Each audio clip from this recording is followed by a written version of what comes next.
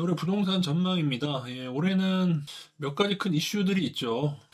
일단 결론부터 말씀드리면은 제 개인적으로는 올해 말에 부동산을 사망 선고하게 되지 않을까. 상승이 멈추는 게 이제 올해 말 정도부터 하반기부터 상승이 멈추고 그다음에 이제 하락은 27년부터 시작돼서 제가 원래 이렇게 시기 예측은 잘 안 하는데 이렇게 시기 사망 선고 이렇게 언급한 거는 시기를 언급한 것은 사실 2007년도쯤 하고 그 외에는 많이 경고를 했어도 어느 지점을 선택해서 사망 선고를 드린 적은 없었죠. 사실은 22년도 때는 제가 다주택 중과 유예 종료가 된 거를 그때 놓쳐가지고, 그러니까 저는 이제 무조건 다주택자 위주로만 분석을 하거든요. 그리고 지금까지 유일하게 작동하는 원리가 다주택자 규제이고 1인 100채씩 이 서울을 휩쓴 스타 강사와 그 지역을 찍고 실거래가 허수거래를 유도해서 한 이 일들이 다 다주택 투기 형태가 있거든요. 저는 왜 많은 사람들이 강남의 경우에도 다주택이 문제라고 보지 않는가 거기에 대해서 조금 그러니까 너무 투기 세력의 그 자본력과 힘을 여러분이 무시하는 거죠. 그죠? 그래서 가장 큰 변수는 이번에 중과가 유예가 될 거냐 아니면 유예를 종료하고 양도세를 중과할 거냐 이거를 할지 말지 솔직히 이거 할지 말지 저는 아직도 반신반의하긴 합니다. 일단 연초에 유예를 한다고 얘기를 안 했기 때문에 종료되지 않겠느냐. 근데 문제는 정치인들 중에서 다주택자가 아직도 많거든요. 이 여부에 따라서 약간의 변이가 한 1년 정도 차이는 있을 수가 있지만은 지금 작동하는 요인이 금리 인상하지 이것도 계속 작동을 하고 있는 겁니다, 여러분. 그죠?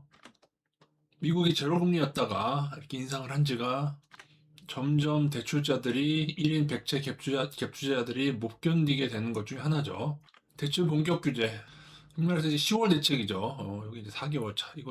요게 이제 본격 규제한 뒤 저는 한 1년 정도 있다가 그러니까 모든 규제는 바로 효과가 나타나지 않아요.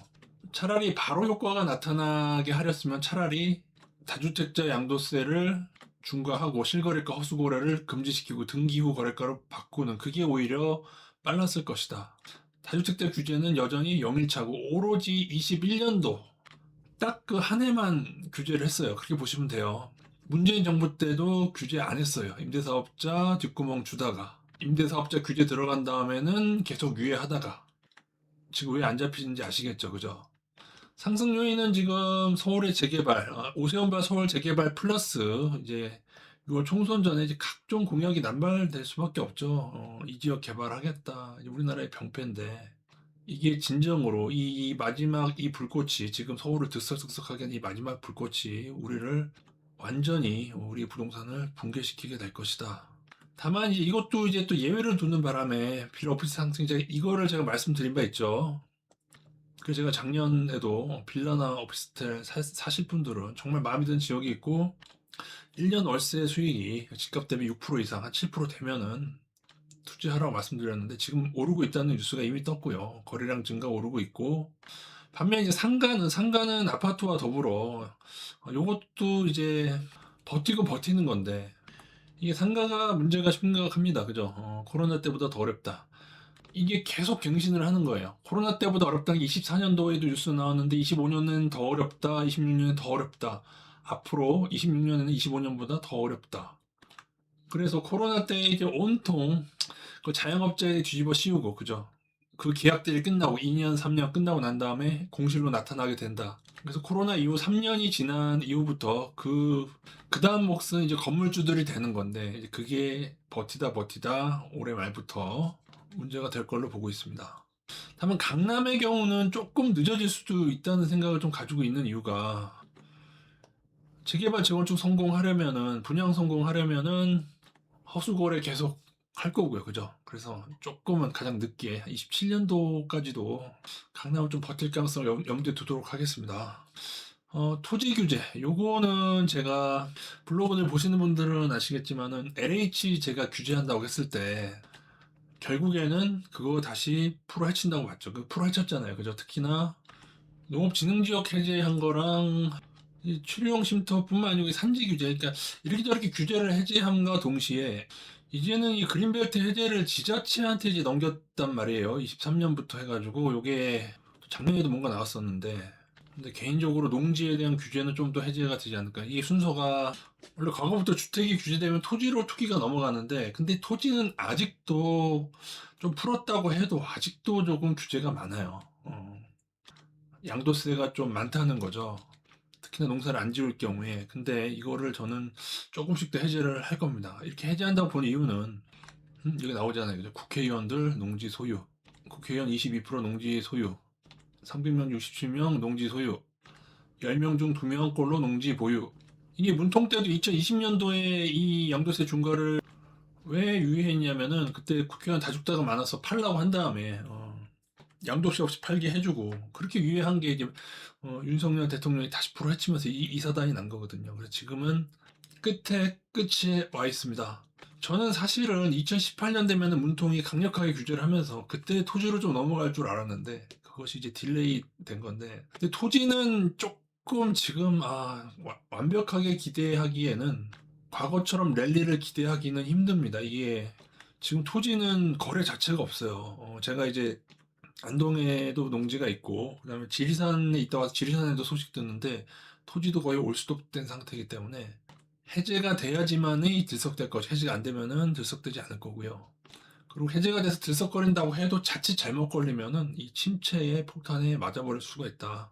이건 빌라 오피스텔도 마찬가지. 상승세가 이어가지만 지금 2006년도랑 너무 비슷하잖아요. 그죠? 그때도 MB가 노무현은 부동산 잡으려고 하는데 이제 서울시장의 MB가 뉴타운 해가지고 들썩들썩거렸죠.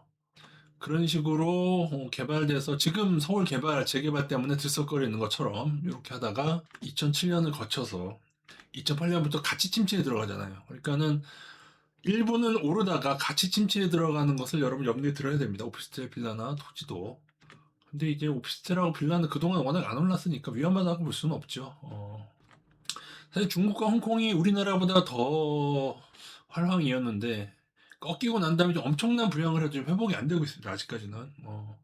그러니까 이게 언제 무너질지 중국도 아무도 몰랐듯이 우리도 진짜 아무도 몰라요. 제가 이렇게 예상하지만은 어쩌면 여름부터 시작될 수도 있는 거고, 버티지 못한 다주택자들이 만약에 지금 애매하게 얘기하고 있기 때문에 일부 다주택자들이 만약에 이게 종료된다고 판단하는 사람들의 물량이 상반기에 나올 수도 있는 거거든요. 6월 전에.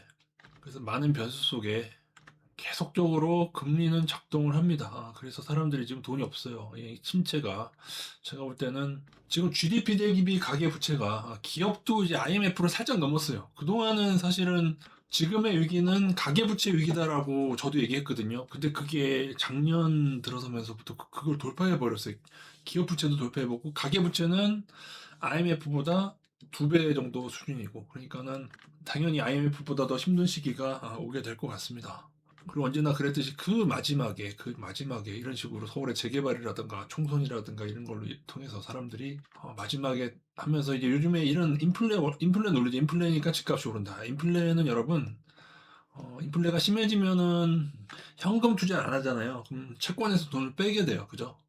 막 금이 막 2배, 3배 오를 건데 1년에 5% 채권에 뭐하러 넣겠어요. 그러면은 채권에서 돈 빼게 되면은 금리가 올라가게 돼요. 채권하고 금리는 채권으로 결정되는 거니까요. 그래서 하이퍼 인플레가 온다고 해도, 하이퍼 인플레가 오면요, 여러분, 대출한 사람은 폭망하는 거야. 1년에 금리가 20%, 30%, 하이퍼 인플레 오면은 50%막 금리가 난리도 아니게 되는 거예요. 환율 망가지고.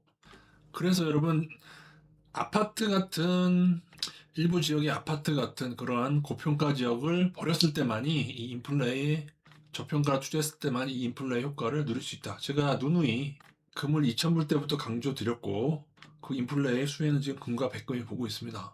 그래서 저는 좀 저평가에 주목을 하자. 주식도 제가 나스닥은 버블이지만은 국장에 늘 투자하자고 계속 얘기를 해왔어요. 저 때가 이르면은 저평가가 더 많이 오르는 때가 오게 됩니다. 토지는 아리 100을 좀 봐야 되는데 아리 100은 나중에 또 설명을 드리도록 하겠습니다.